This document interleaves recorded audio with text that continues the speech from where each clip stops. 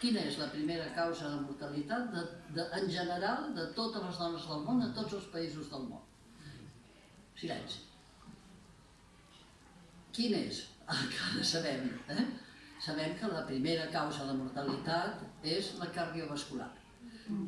Tant els infarts com els ictus, com els atacs de feridura, que en dèiem a tot arreu, sempre teníem algun poble que algú tenia un atac de feridura, doncs aquesta és la primera causa del món. Per tant, què hauríem d'estar fent des dels 35 anys ja? Per ajudar a prevenir el que ens vindrà després, tenim una atenció especial als factors de risc que poden conduir això. I en els homes, quina és la primera causa de mortalitat dels homes? També, llavors em diuen, la cardiovascular. No, la cardiovascular és la de les dones. 38% de dones del món moriran per algun tema d'aquest tipus. En els homes, la primera causa de mort, que és el 38% de la població masculina, és un càncer. Sigui el primer de tot de pulmó, aquest relacionat molt amb fumar, o treballar en fàbriques que eliminin moltes dioxines i productes de fum que intoxiquin els pulmons. O sigui que hi ha condicions de treball i també, sobretot, val a dir, l'addicció de fumar. L'addicció de fumar ens maten al nostre entorn 16.000 homes cada any. Que quan ho penses tot junt, dius, uf, quanta gent, i estem atents a poder ajudar els homes que no fumin, ajudar les addiccions. Després hi ha els altres càncers més prevalents entre homes, són el de còlon i el de pàncreas, i després una miscel·lània variada, i el de pròstata quan són més grans.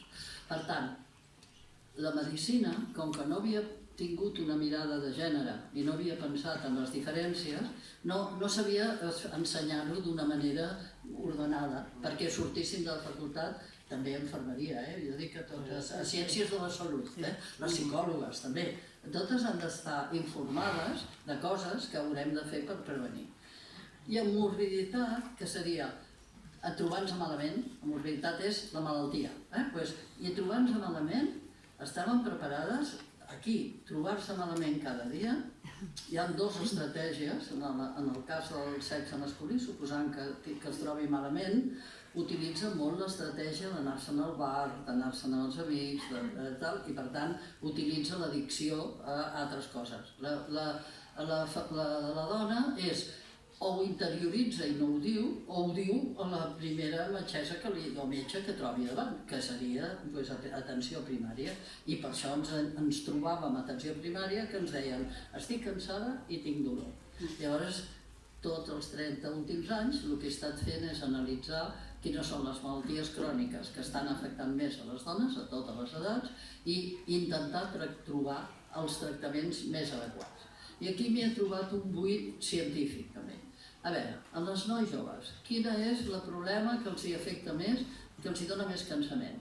Que tenen unes menstruacions tan abundants des dels 12 anys fins als 20, que sangren 7 dies, perden més d'un 80 centímetres cúbics, que és un vas de vi. Un vas de vi és el màxim que hauríem de perdre amb una menstruació. O sigui, 80 centímetres cúbics. Qui en perd més ja no recupera el ferro el mes següent. I al cap de 4 mesos que no recuperes el ferro ja has fet una anèmia ferropènica. Per tant, l'anèmia ferropènica en el nostre entorn, que mengem bé, imagineu-vos a Àfrica, Àsia i altres llocs, però a nosaltres que mengem bé, l'anèmia ferropènica afecta a més d'un 50% de les noies joves. Què els hi passarà? Els hi caurà el cabell, se'ls hi trencaran les ungles, estaran sempre més cansades, no tindran la mateixa capacitat de concentració i memòria a les classes, i moltes mestres m'havien dit aquestes noies als 12 anys ja tontegen amb els nois, fixa't, si baixa la capacitat de concentració, van més pitjor, eren bones en classe i ara van pitjor. Dic, no t'has plantejat una mica si és la menstruació el que els ha passat? Els hi podries preguntar a la teva classe, anònimament, per quants dies perds tu? Per quants dies? La pèrdua menstrual bona hauria de ser un dia fort i 3 fluixos, i parar. i que no hi haguessin coàguls, i que no hi hagués dolor els dies abans.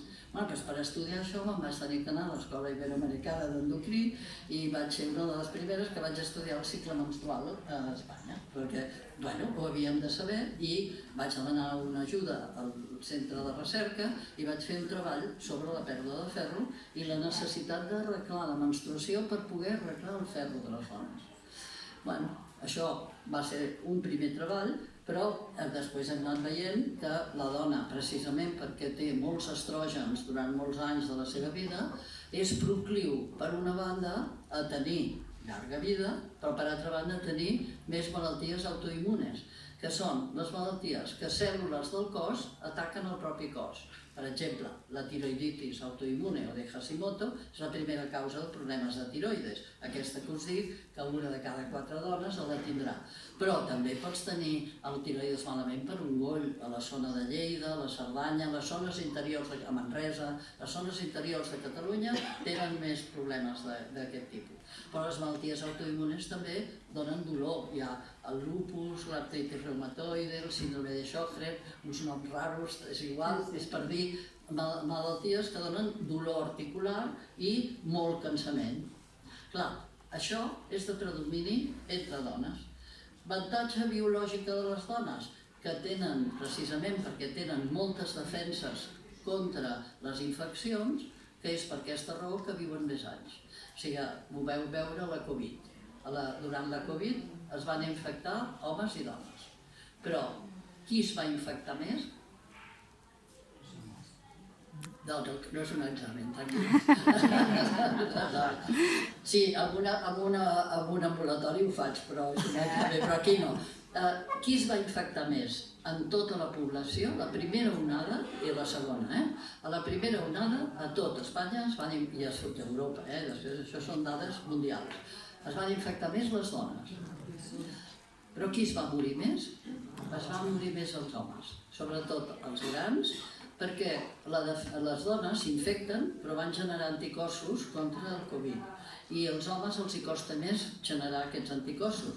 Segurament pensem que com que vam haver de parir durant 2 milions d'anys pels boscos de Catalunya i d'Espanya sense cap ajuda, vam haver de desenvolupar unes defenses molt bones contra les infeccions, perquè com a espècie, si no ens moríem, i si l'espècie es mor, si no fa fills es mora com a espècie. Per tant, suposem, però està clar que tenim defenses diferents.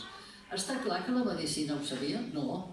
Està clar que ho va començar a estudiar l'any 2020, quan va començar la Covid, sí, perquè com que van començar a veure que passava això, van dir, bueno, doncs què ens està passant? Que jo fa anys que els hi deia, me'n recordo, no aquí a Terrassa, però en una altra conferència, que una persona em va dir, vostè que estudia tant les dones, per què no estudia els homes?